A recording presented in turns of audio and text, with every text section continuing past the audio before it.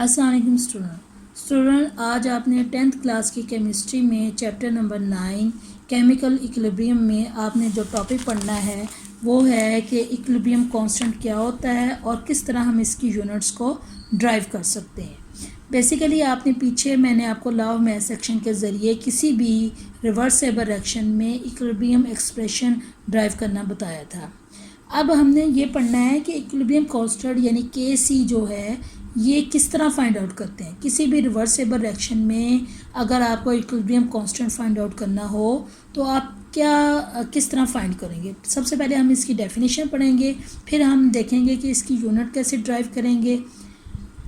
Equilibrium constant जो है वो बेसिकली क्या है, ये it is a ratio of the product of the concentration of products raise to the power of coefficient to the product of concentration of reactants raised to the power of coefficient as expressed in the balanced chemical equation।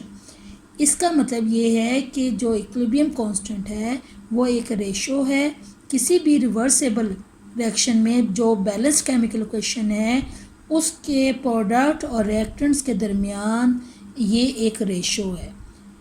इसमें मैंने आपको बताया था पीछे कि जब हमने equilibrium expression drive किया था तो Kc का प्रोडक्ट ऊपर रखे थे और रिएक्टेंट्स नीचे रखे थे। हमेशा प्रोडक्ट्स आपके ऊपर होंगे और रिएक्टेंट्स नीचे होंगे। अब इसमें products raise to power of coefficient, इसका क्या मतलब है? Raise to power of coefficient का मतलब ये है कि प्रोडक्ट्स जो हैं वो एक्टिव मैसेज हैं, उनको हम जो है वो स्क्वायर ब्रैकेट्स के अंदर रखेंगे, जबकि कोफिशिएंट नंबर होता है नंबर ऑफ मोल्स। किसी भी बैलेंस केमिकल इक्वेशन में जो सब्सटेंसेस या कंपाउंड के साथ कोफिशिएंट नंबर 2 मोल 2 NaOH या 2 CaO लगा हो, ये कोफिशिएंट नंबर कहलाता है, नंबर ऑफ मोल्स कहलाता है। अब वो कहता है ये जो नंबर ऑफ मोल्स होते हैं ये स्क्वायर ब्रैकेट के ऊपर पावर की फॉर्म में लगते हैं। अब इसके बाद हम देखते हैं कि Kc का फार्मूला है कि product concentration of products raise to the power of coefficient, यानी कि प्रोडक्ट्स जो हैं वो नंबरेटर साइड पे होंगे और इसमें जो है उनका कोफिशिएंट नंबर जो है वो स्क्वायर ब्रैकेट के ऊपर होगा। ये मैं आपको आगे बताऊंगी।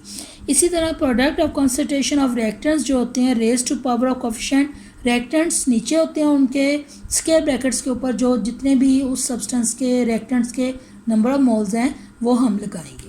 अब इसके बाद मैंने आपको बताया कि जितने भी रिएक्टेंट्स होते हैं वो नीचे इक्वेशन के लिखते हैं और जो प्रोडक्ट्स होते हैं वो ऊपर होते हैं। इन सिंपल वर्ड्स हम कह सकते हैं कि नंबरेटर साइड पर जब हम कोई भी केमिकल इक्विलिब्रियम एक्सप्रेशन ड्राइव करेंगे किसी भी रिएक्शन का, तो उसमें जो प्रोडक्ट्स होंगे वो नंबरेटर साइड पे होंगे और जो रिएक्टेंट्स होंगे वो हमारे डिनोमिनेटर साइड पे होंगे। अब इसके बाद हम देखते हैं कि अगर हम बैलेंस केमिकल इक्वेशन की, अगर किसी भी रिएक्शन की बैलेंस केमिकल इक्वेशन हमारे पास है तो उसकी मदद से हम उसका इक्विलिब्रियम एक्सप्रेशन भी लिख सकते हैं और इस इक्विलिब्रियम एक्सप्रेशन की मदद से हम इसके अंदर जो एक्चुअल जो उनकी इक्विलिब्रियम कंसंट्रेशन रिएक्टेंट्स और प्रोडक्ट्स की जो वैल्यूज़ हैं उनको पुट करके जो है किसी भी रिएक्शन का इक्विलिब्रियम कांस्टेंट की वैल्यू जो है वो मालूम कर सकते हैं। अब इसको अंडरलाइन कर लें कि ये एक शॉर्ट क्वेश्चन है, इसको अंडरलाइन कर रहे हैं कि value of Kc depends only on temperature, कि Kc की वैल्यू जो होती है वो सिर्फ टेम्परेचर पर डिपेंड करती है और ये कभी भी डिपेंड नहीं करती कि रिएक्टेंट्स और प्रोडक्ट्स की इनिशियल कंसंट्रेशन पे, कि कितनी क्वांटिटी में हमने रिएक्टेंट्स लिए और कितनी क्वांटिटी में प्रोडक्ट्स जो हैं वो इससे बन रहे हैं। अब इसके बाद हम किस तरह इसकी यूनिट्स ड्राइव करनी है। आपको ये बता दें कि Kc जो होती है एक ऐसा रिएक्शन जिसमें इक्वल नंबर ऑफ मोल्स हों, उनके बोथ साइड्स पे उधर Kc की कोई यूनिट नहीं होती। इक्वल नंबर ऑफ मोल्स की वजह ये होती है कि जब कोई यूनिट ना होने की वजह ये होती है कि चूँकि रिएक्टेंट्स और प्रोडक्ट्स के इक्वल नंबर ऑफ मोल्स होते हैं, जिसकी वजह से जो यूनिट्स होती हैं वो एक दूसरे को कैंसिल कर देती हैं। अब इसमें मैं आपको एग्जांपल बताती हूँ। ये देखें, ये H2 है, ये I2 है, दोनों कंबाइन करके हाइड्रोजन आयोडाइड बना रहे हैं।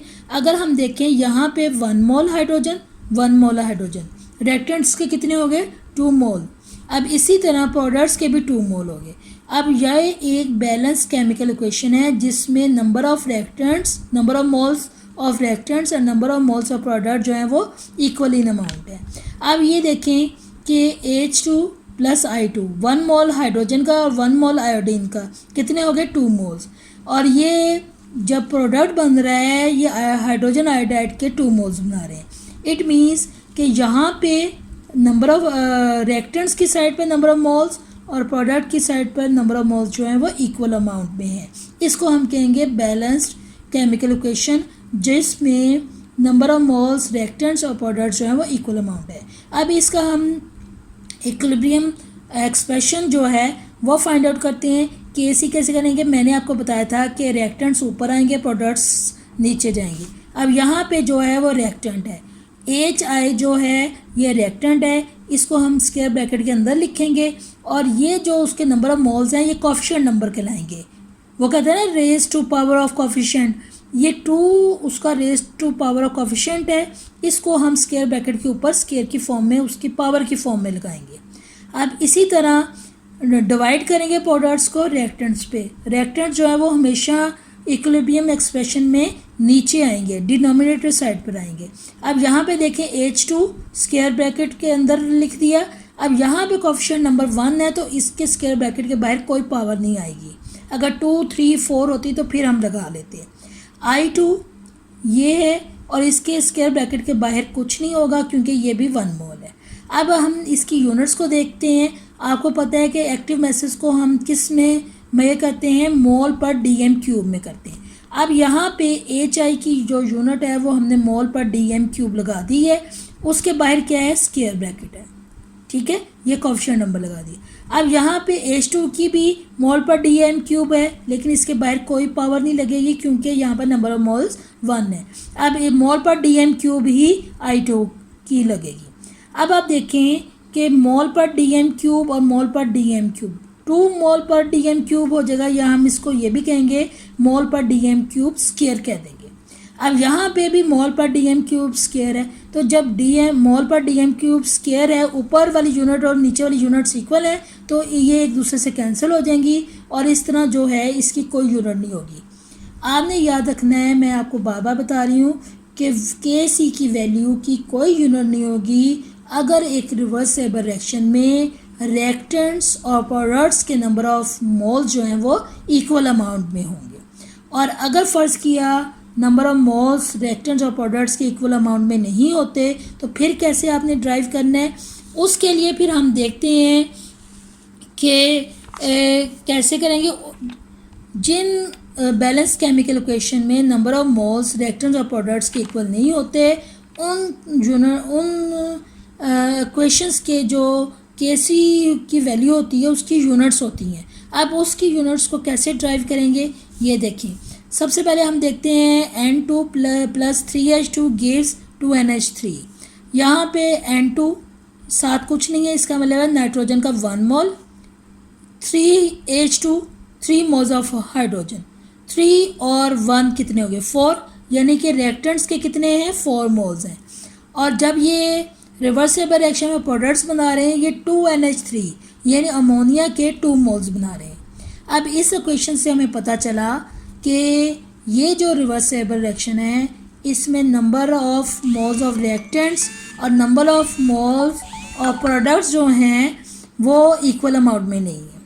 अब इसी तरह सबसे पहले हम इसका इक्विलिब्रियम एक्सप्रेशन ड्राइव करेंगे। KC सबसे पहले प्रोडक्ट्स को ऊपर लिखेंगे NH3 स्क्वायर ब्रैकेट के अंदर क्योंकि ये प्रोडक्ट है और नंबर ऑफ मोल्स इसके क्या है 2 हैं और स्क्वायर ब्रैकेट के बाहर जो है इसका कोफिशिएंट नंबर यानी इसकी पावर 2 लगा देंगे। इसी तरह फिर रिएक्टेंट्स जो हैं N2 एक्टिव मैसेज है ये रिएक्टेंट्स का और इसको स्क्वायर ब्रैकेट के बाहर अंदर रखेंगे और बाहर कुछ नहीं लगेगा क्योंकि इसके नंबर ऑफ मोल्स जो हैं वो 1 है। इसी तरह H2 ये और इसके बाहर ये वाला जो क्यूब है ये हम इसके बाहर लगा देंगे। ये हमारा जो है इक्विलिब्रियम एक्सप्रेशन जो है ड्राइव हो गया। जब भी किसी KC की वैल्यू मालूम करनी होती है सबसे पहले हम उस इक्वेशन का इक्विलिब्रियम एक्सप्रेशन ड्राइव करते हैं, फिर उनकी जो वैल्यूज़ दी हुई थी उसमें पुट करके फिर हम उसको मैथमेटिकली जो है वो सॉल्व करते हैं। अब आप देखें, आपको मैंने पहले लॉ ऑफ मैथ सेक्शन में बताया था कि इनकी जो एक्टिव मैसेज की कंसंट्रेशन यूनिट है वो मोल पर डीएम क्यूब है। अब यहाँ पे हमने इसकी लिखी मोल पर डीएम क्यूब, चूँकि स्क्वायर ब्रैकेट के बाहर स्क्वायर है तो यहाँ पे हमने उसकी स्क्वायर लगा दिया कोएफिशिएंट नंबर। इसी तरह नाइट्रोजन का मोल पर डीएम क्यूब और बाहर कोई इसकी पावर नहीं लगेगी। हाइड्रोजन का भी हम अंदर मोल पर डीएम क्यूब लिखेंगे, लेकिन यहाँ पे क्या है, इसकी पावर 3 होगी। ठीक है, अब इसको अगर हम इससे मल्टीप्लाई करते हैं तो इसका मतलब है यहाँ पे हमारे पास क्या आ गया, मोल पर डीएम क्यूब, और यहाँ पे 3 और यहाँ पे 1 4 आ गए, 4 मोल पर डीएम क्यूब आ गए। और यहाँ पे कितने हैं, 3। अब अगर 3 जो है ये 4 से कट गए, 3 से कट गए, तो इसका मतलब है 1 मोल पर डीएम क्यूब स्क्वायर हमारे पास रह गया। ठीक है, अब स्क्वायर का मतलब है कि नीचे जो हैं 3 और 1 कितने हैं, 4 मोल पर डीएम क्यूब है, और प्रोडक्ट्स के कितने मोल पर डीएम क्यूब है, स्क्वायर है, यानी 2 हैं, और यहाँ पे 4 हैं। 2 से कट गए, बाकी हमारे पास 1 मोल पर डीएम क्यूब का स्क्वायर आ गया। ठीक है, अब स्क्वायर, अब इस वैल्यू को जब हम, और यूनिट हमने यूज़ करनी है ना, जब हम इस वैल्यू को ऊपर लेके जाएंगे तो मोल पर मोल हो जाएगा। देखें, मोल माइनस ये स्क्वायर जो है जब इससे मल्टीप्लाई होगा मोल स्क्वायर हो जाएगा, लेकिन जब मोल को ऊपर लेके जाएंगे तो ये पावर जो है इसकी -2 हो जाएगी। यहाँ पे 2 है, मोल स्क्वायर है, लेकिन जब हम इसको ऊपर लेके जाएंगे नंबरेटर साइड पर तो ये पर मोल स्क्वायर हो जाएगा। इसी तरह 3 to the 6 dm -6 होगा, लेकिन जब ये वैल्यू ऊपर जाएगी तो ये माइनस की जगह ये प्लस का साइन हो जाएगा, dm 6 हो जाएगा। तो यहाँ पे हमारी जो यूनिट इस इक्वेशन के मुताबिक बनती है वो है मोल पर स्क्वायर dm 6। ठीक है, इस तरीके से जो है हम इक्विलिब्रियम कांस्टेंट की जो यूनिट है वो ड्राइव कर सकते हैं। अब आपको यहाँ पे 2 चीज़ें पता चली हैं। एक आपको पता चली है कि आपने इक्विलिब्रियम एक्सप्रेशन कैसे किसी भी रिएक्शन का ड्राइव करना है, उसके बाद उसकी यूनिट केसी की कैसे ड्राइव करनी है। आपको कैसे पता चलेगा कि इनकी यूनिट्स को कैसे आपने कैंसिल करके इसकी यूनिट जो है वो बनानी है। ठीक है, अब यहाँ पे जो हैं न्यूमेरिकल्स हैं जिसमें आपको जस्ट ये मैं बताऊँगी कि वैल्यूज़ उन्होंने दी होती हैं, जस्ट आपने इक्विलिब्रियम कांस्टेंट ड्राइव करना है, एक्सप्रेशन ड्राइव करना है और उसमें वैल्यूज़ पुट करके उसका आंसर निकाल देना है। अब ये देखिए, उसने कहा when hydrogen reacts with iodine at 25 degree centigrade to form hydrogen iodide, तो ये उसमें रिवर्सिबल रिएक्शन है। यहाँ पे आप देखें कि हाइड्रोजन जो है आयोडीन के साथ मिलती है और हाइड्रोजन आयोडाइड बना रही है। यहाँ पे 1 mole of hydrogen 1 mole of iodine gives 2 moles of hydrogen iodine. अगर हम इसका रिएक्शन का देखें तो 1 मोल और 1 मोल 2 मोल्स, और यहाँ पे भी प्रोडक्ट के 2 मोल्स हैं। सबसे पहले हमें ये पता चल गया कि जी केसी की यूनिट कोई नहीं होगी, क्योंकि नंबर ऑफ मोल्स जो हैं वो दोनों साइड्स पर इक्वल इन अमाउंट है। अब इसके बाद हम देखते हैं कि इक्वल अमाउंट हैं तो क्या करना है हमने। अब इसमें आप देखें कि यहाँ पे उसने उसकी कंसंट्रेशंस की वैल्यूज़ दी हुई हैं कि H2 जो है वो 0.05 मोल पर डीएम क्यूब है, I2 की वैल्यू दी हुई है 0.06 मोल पर डीएम क्यूब, और HI की वैल्यू दी हुई है 0.49 मोल पर डीएम क्यूब। अब उसने कहा है कि इसका इक्विलिब्रियम कांस्टेंट जो है इस रिएक्शन का ड्राइव करें। अब हमने पता है कि सबसे पहले हमारे पास इक्वेशन थी और वैल्यूज़ दी हुई हैं। सबसे पहले हमने उसका इक्विलिब्रियम एक्सप्रेशन जो है वो ड्राइव किया। कैसे किया, KC ये वैल्यू HI स्क्वायर ब्रैकेट के अंदर और 2 इसका कोएफिशिएंट नंबर जो है वो हमने ऊपर लगा दिया।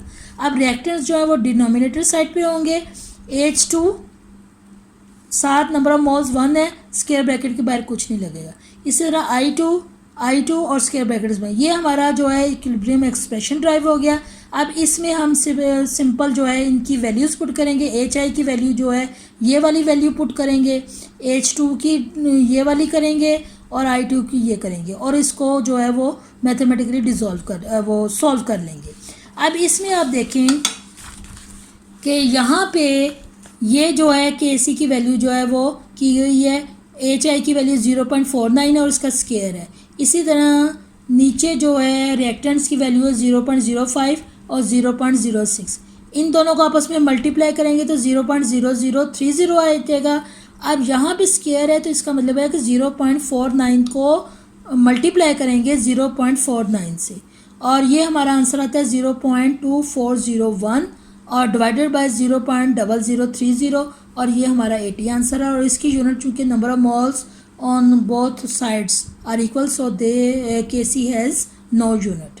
अब इसी तरह ये एक और एग्जांपल है, इसमें आप देखें, इसमें उसने कहा कि for the formation of ammonia bye Haber's process. अब इसमें नाइट्रोजन और हाइड्रोजन कंबाइन हो रहे हैं और अमोनिया बना रहे हैं। यहाँ पे क्या, सबसे पहले हम देखते हैं N2 1 mole and 3 moles hydrogen. 3 और 1 क्या हो गया, 4 मोल्स ऑफ हाइड्रोजन जो रिएक्टेंट्स हैं वो कंबाइन होकर क्या बना रहे हैं, 2 मोल्स ऑफ अमोनिया, यानी कि प्रोडक्ट जो हैं वो 2 मोल्स बन रहे हैं और रिएक्टेंट्स कितने मोल्स इन्वॉल्व हो रहे हैं, 4 मोल्स।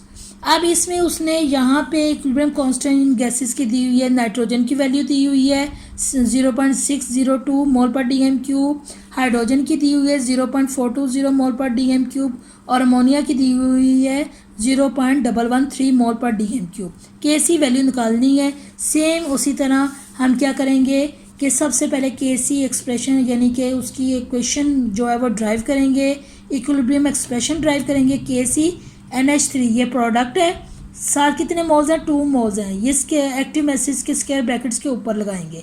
इसी तरह N2 स्क्वायर ब्रैकेट के अंदर आएगा, ये रिएक्टेंट्स हैं और इसके साथ ऊपर कुछ नहीं लगेगा क्योंकि ये 1 मोल है। H2 और यहाँ पे H2 के साथ 3 मोल्स हैं और ये स्क्वायर ब्रैकेट के बाहर 3 लगा देंगे। ये हमारी जो है इक्विलिब्रियम एक्सप्रेशन ड्राइव होगी। अब ये जो वैल्यूज़ दी हुई है ये हमने इसके अंदर पुट की। जैसे देखें NH3 की वैल्यू है 0.113 स्क्वायर, ठीक है, और N2 की है 0.602 और इसके बाहर कोई कोएफिशिएंट नंबर नहीं है। इसी तरह 0.420 जो है इसकी वैल्यू है और इसके बाहर क्यूब है, ठीक है। अब आपने कैसे करना है, 0.113 को 2 टाइम्स मल्टीप्लाई करेंगे, जो आंसर आएगा, और उसको डिवाइड करना है 6.02 मल्टीप्लाई। अब यहाँ पे क्यूब है, क्यूब का मतलब है कि 0.420 को 3 टाइम्स मल्टीप्लाई करेंगे और फिर इससे मल्टीप्लाई करके जो हमारा आंसर आएगा उसको इससे डिवाइड करना है, यानी इस आंसर को इससे डिवाइड करेंगे तो हमारा आ जाएगा 0.86 मोल पर स्क्वायर DM6। ये जो यूनिट है ये हमने इससे ड्राइव कर ली। यहाँ पे स्क्वायर है मोल पर डीएम क्यूब, यहाँ पे कितने हैं, 3 मोल पर डीएम क्यूब इधर है और ये किधर है, तो ज़ाहिर 4 हो गए, 2 से कट के कैंसिल हो गए, बाकी यहाँ पे कितनी होगी, मोल पर डीएम क्यूब स्क्वायर आ गया। इसको वैल्यूज़ को जब ऊपर लेकर आए तो मोल स्क्वायर की जगह मोल -2 आ गया और डीएम क्यूब -6 की जगह डीएम क्यूब 6 आ गया, ठीक है। इस तरह आपने ये वैल्यूज़ जो हैं ये निकालनी है। केसी के आगे न्यूमेरिकल्स हैं, वो मैं आपको बताऊंगी कि न्यूमेरिकल्स में भी आपने इसी तरह इक्विलिब्रियम एक्सप्रेशन ड्राइव करना है क्वेश्चन का और उसके अंदर वैल्यूज़ पुट कर लेनी है। बाज़ का ये होता है कि केसी की वैल्यू मालूम करनी होती है तो सिंपल ये क्वेश्चन ड्राइव करते हैं और इसमें वैल्यूज़ पुट कर लेते हैं। लेकिन कुछ न्यूमेरिकल्स में ऐसा होता है कि केसी की भी वैल्यू दी होती है और N2 की भी दी होती है, H2 की भी दी होती है, इसकी मालूम करनी होती है। फिर इसको हम इस क्वेश्चन को फिर हम रीड्राइव करते हैं। ये देखें ऐसे N2 मालूम करना है तो केसी जो है ये रिएक्टेंट से मल्टीप्लाई होगा तो हमारी जो इक्वेशन है वो बनेगी NH2 ये स्क्वायर। फर्स्ट के अगर ये वैल्यू मालूम करनी हो, KC multiply by N2 multiply by H2 और इसके साथ क्यूब लगेगा। ये इस तरह ड्राइव करनी है। अगर फर्स्ट के इसमें से करनी होगी तो फिर इसको दोबारा रीअरेंज करके जो है वो वैल्यूज़ मालूम करेंगे, ठीक है। इसी तरीके से सारे न्यूमेरिकल्स जो हैं वो होंगे। अल्लाह हाफिज़। आपने इन न्यूमेरिकल्स की प्रैक्टिस करनी है और इस क्वेश्चन को ड्राइव करने का आपका अगर इक्विलिब्रियम कांस्टेंट आप उसी सूरत में निकाल सकते हैं अगर आपका जो एक्सप्रेशन है इक्विलिब्रियम एक्सप्रेशन है वो एक्यूरेट आता है। अगर इक्विलिब्रियम एक्सप्रेशन एक्यूरेट आता है, आप सही ड्राइव करते हो, फिर उसमें वैल्यूज़ पुट करके आंसर कर सकते हो।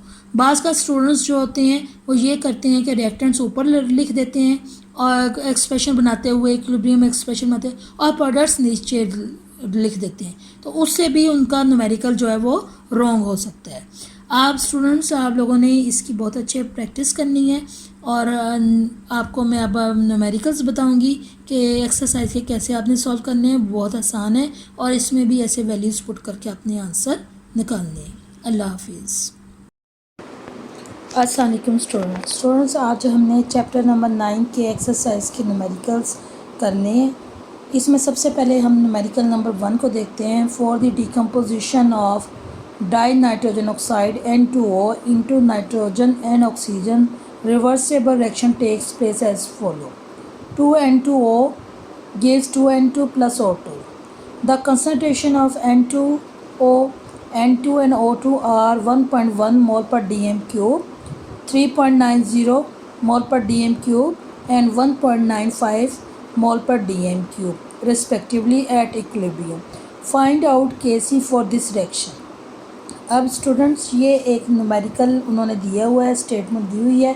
अब हमने इसको सॉल्व कैसे करना है। सबसे पहले हम उसका डेटा लिखेंगे कि उसने हमें वैल्यू क्या दी हुई है।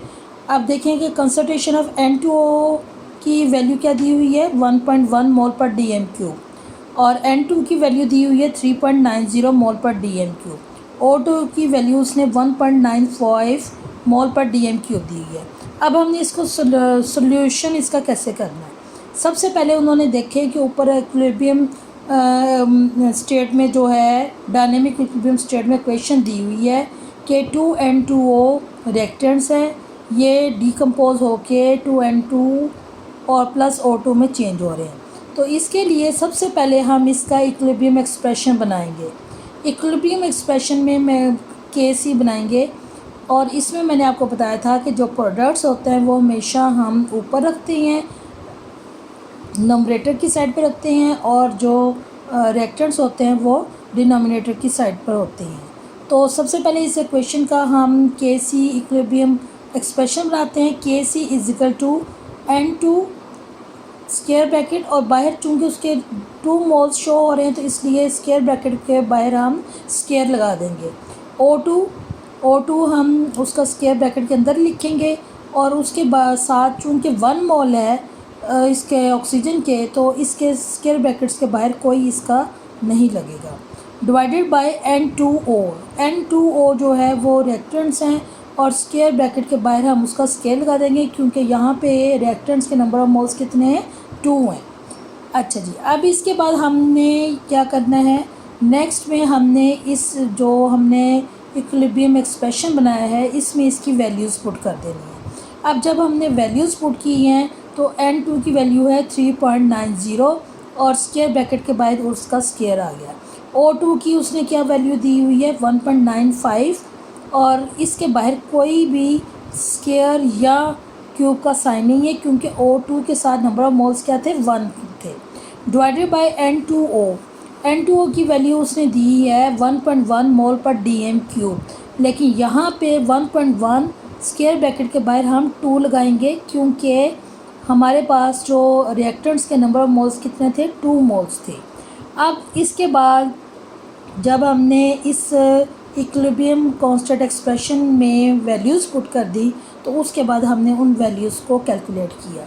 कैसे कैलकुलेट करना है कि 3.90 के बाहर स्क्वायर है, स्क्वायर ब्रैकेट के बाहर स्क्वायर है, तो हमने क्या करना है कि 3.90 मल्टीप्लाई बाय 3.90, और उसको फिर हमने मल्टीप्लाई करना है 1.95 क्योंकि इसके बाहर कुछ नहीं है, तो इसको सिंपल हम जो 3.90 मल्टीप्लाई 3.90 मल्टीप्लाई 1.95 आंसर निकाल लेंगे। ठीक है, उसके बाद ये देखें, जैसे 3.90 को हमने मल्टीप्लाई किया 3.90 तो हमारा आंसर आया 15.21, और उसको हमने किससे मल्टीप्लाई करना है, 1.95 से। अब इसी तरह नीचे अगर हमारा 1.1 आ रहा है तो इसका भी स्क्वायर ब्रैकेट लगाएंगे, यानी 1.1 को 1.1 से दोबारा मल्टीप्लाई करेंगे तो हमारा आंसर आ जाएगा 1.21।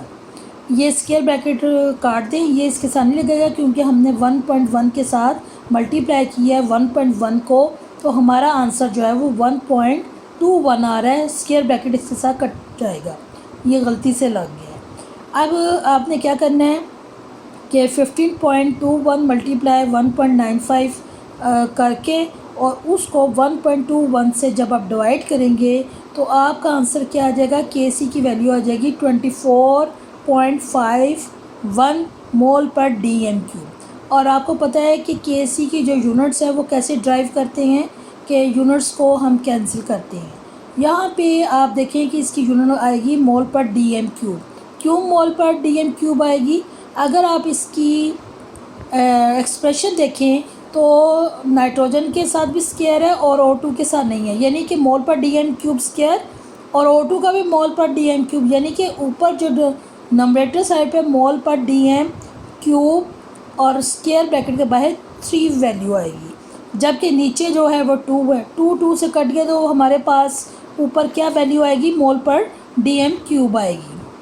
ठीक है, अब इसी तरह हम अगला न्यूमेरिकल करते हैं कि ये देखें, ये इसके बाद फिर हम न्यूमेरिकल नंबर 2 देखते हैं कि हमारा न्यूमेरिकल नंबर 2 कहाँ है। ये आ गया हमारा न्यूमेरिकल नंबर 2। इसमें है hydrogen iodide decomposes to form hydrogen and iodine if the equilibrium concentration of HI is 0.078 mole per DMQ, H2 and I2 is same 0.011 mole per DMQ। Calculate equilibrium constant value for this reversible reaction. इसमें भी same वही ऊपर वाला procedure जो है वो use होगा। और इसी तरह हम क्या करेंगे कि सबसे पहले हम जो है इसकी इक्विलिब्रियम कांस्टेंट की एक्सप्रेशन जो है वो ड्राइव करेंगे। कैसे करेंगे ये देखें। सबसे पहले आप देखें कि जो हमारे पास इक्वेशन है उसमें उसने कहा hydrogen iodide decomposes into H2 plus I2।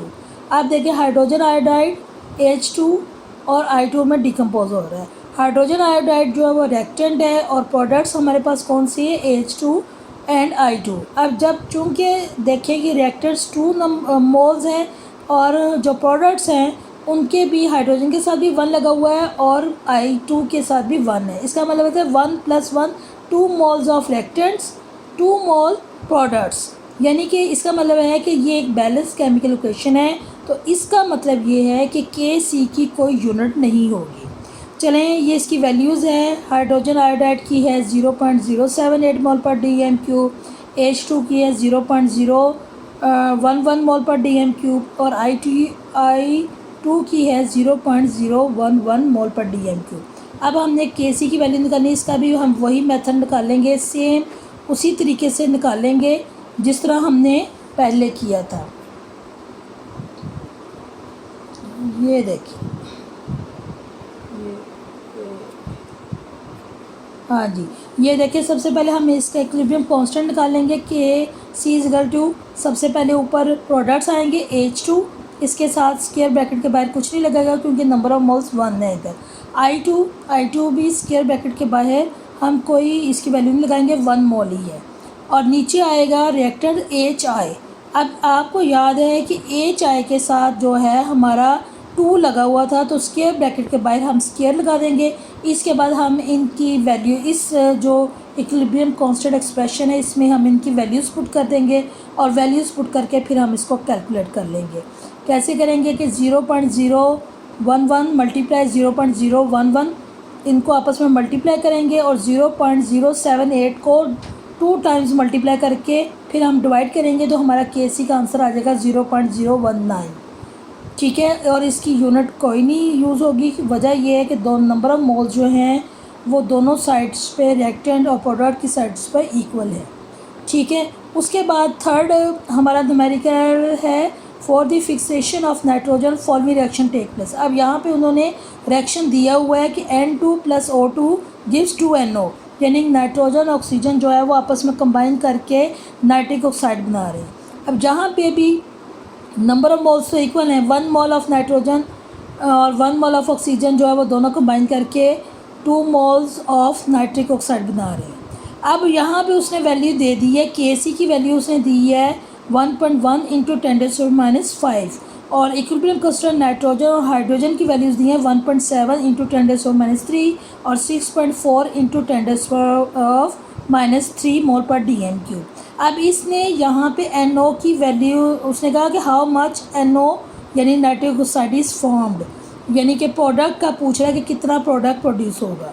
इसके लिए भी हम यही करेंगे कि सबसे पहले डेटा लिखेंगे कि KC की वैल्यू कितनी है 1.1 इंटू 10⁻⁵, N2 की वैल्यू है 1.7 इंटू 10⁻³ मोल पर dm³, O2 की वैल्यू है 6.4 इंटू 10⁻³ मोल पर dm³ और NO की वैल्यू हमने फाइंड आउट करनी है। अब इसमें हम देखें कि इक्वेशन के मुताबिक N2O2 gives 2NO, ये एक बैलेंस केमिकल इक्वेशन है। इसके लिए हम सबसे पहले इसका इक्विलिब्रियम कांस्टेंट एक्सप्रेशन बनाएंगे इस रिएक्शन का।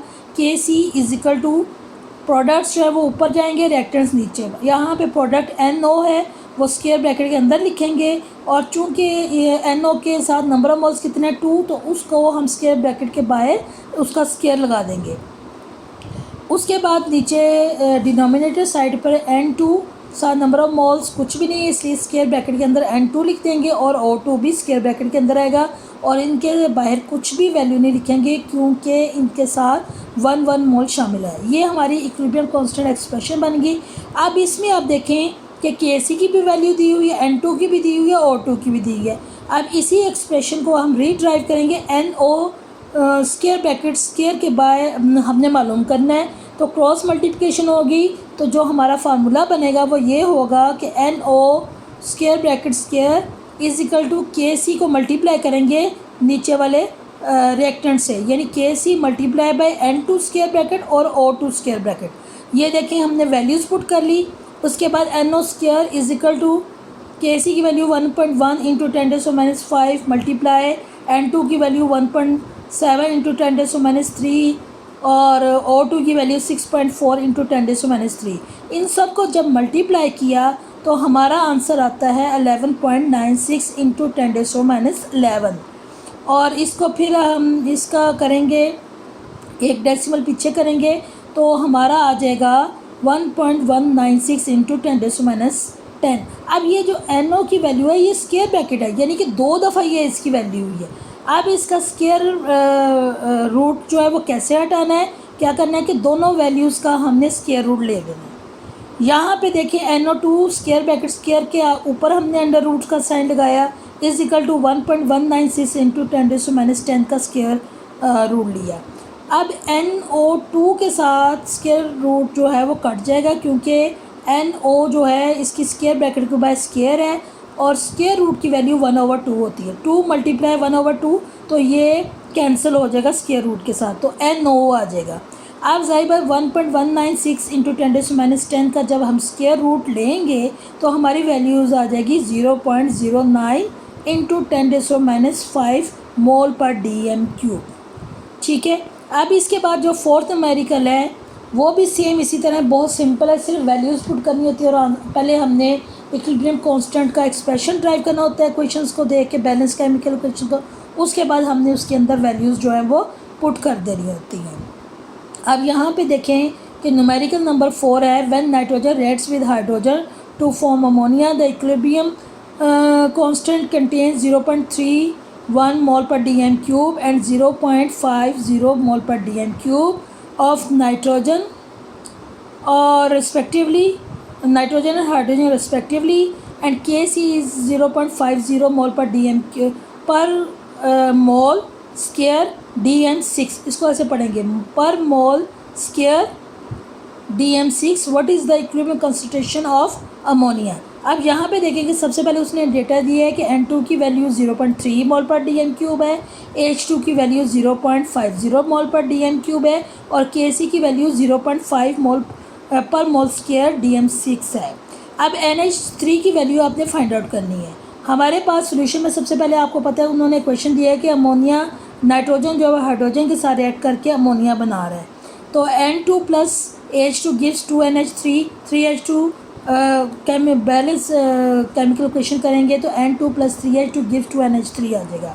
अब यहाँ पे आप देखें कि जो इक्विलिब्रियम कांस्टेंट एक्सप्रेशन है उसका क्या ड्राइव होगा, यहाँ पे N2 और H2 जो है वो रिएक्टेंट्स हैं, NH3 जो है वो प्रोडक्ट है। तो KC कैसे करेंगे, NH3 स्क्वायर ब्रैकेट, अब चूँकि 2NH3 है इसका मतलब नंबर ऑफ मोल्स कितने, कोफिशिएंट नंबर कितना है 2 है, तो स्क्वायर ब्रैकेट के बाहर हम उसका स्क्वायर लगा देंगे 2 का। उसके बाद हम इसको डिवाइड करेंगे प्रोडक्ट्स को रिएक्टेंट से, डिनोमिनेटर साइड पर रिएक्टेंट्स लिखेंगे N2 और स्क्वायर ब्रैकेट, और इस चूँकि N2 के साथ नंबर ऑफ मोल्स 1 है तो स्क्वायर ब्रैकेट के बाहर कोई कोएफिशिएंट नंबर नहीं लिखा जाएगा। इसी तरह H2 के बाहर स्क्वायर ब्रैकेट के बाहर क्यूब लिखा जाएगा, क्योंकि 3H2 3 मोल्स ऑफ हाइड्रोजन है।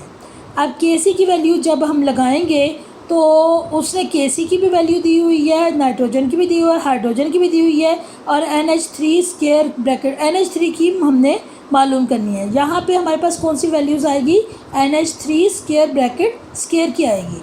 तो इसी तरह NH3 स्क्वायर ब्रैकेट की जब वैल्यूज़ लगाएंगे तो Kc को मल्टीप्लाई करेंगे N2 से और H2 की वैल्यू से, तो यहाँ पे NH3 आ जाएगा 2 square bracket square is equal to 0.50 multiply 0.3 multiply 0.50 cube. अब यहाँ पे 0.50 क्यूब है, तो इसका मतलब ये हुआ कि 0.5 को 3 टाइम्स मल्टीप्लाई करेंगे, फिर जो आंसर आएगा उसको 0.3 से और 0.50 से मल्टीप्लाई करेंगे, तो हमारा जो आंसर आएगा वो 0.01875 आएगा। अब NH3 का स्क्वायर रूट ख़त्म करने के लिए हम दोनों साइड्स पे स्क्वायर रूट लेंगे, और NH3 का स्क्वायर जो है वो स्क्वायर रूट की वैल्यू से कैंसिल हो जाएगा, हमारे पास आ जाएगा NH3, और 0.01875 का हम क्या करेंगे, स्क्वायर रूट लेंगे, तो हमारे पास वैल्यू आ जाएगी 0.136 मोल पर dm³। तो ये हमारा NH3 की वैल्यू आ जाएगी। ये न्यूमेरिकल्स बहुत आसान है, अगर आपको ये एक्सप्रेशन बनाना आ जाए तो आपने जस्ट उसमें वैल्यूज़ पुट करनी है और उसका आंसर निकालना है। ये एक्सरसाइज के जितने भी न्यूमेरिकल्स हैं इनकी आपने ख़ुद प्रैक्टिस करनी है, क्योंकि ये एग्ज़ाम में भी आ जाते हैं और ये बहुत आसान है और फुल मार्क्स इसके आते हैं। अच्छा जी, अल्लाह हाफिज़ आपके लिए, और आप लोगों